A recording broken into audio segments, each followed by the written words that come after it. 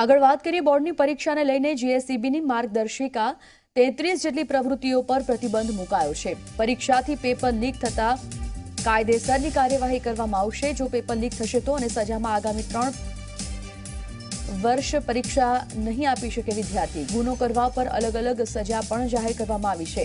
March 2019માં બોર્ડની પરીક્ષામાં આ જોગવાઈ લાગુ કરાશે।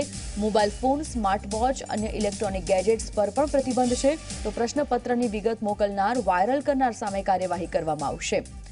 હિતલ પારેખ અમારા સંવાદદાતા જોડાઈ ગયા છે ફોન લાઈન પર। હિતલ, જે પ્રકારે માર્ગદર્શિકા જાહેર થઈ છે, શું તેમાં નિયમોનું પાલન કરવું રહેશે?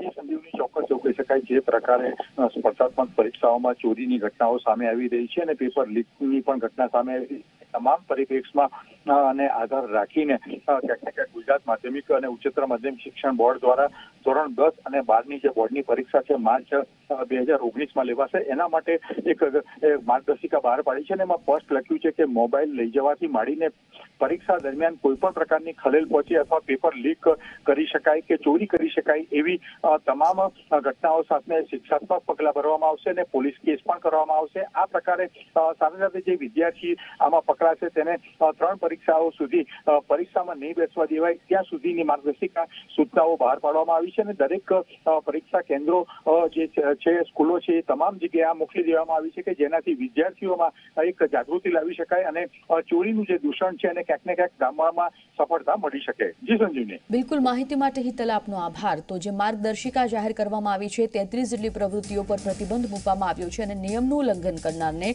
કાયદેસરની કાર્યવાહી પણ કરશે।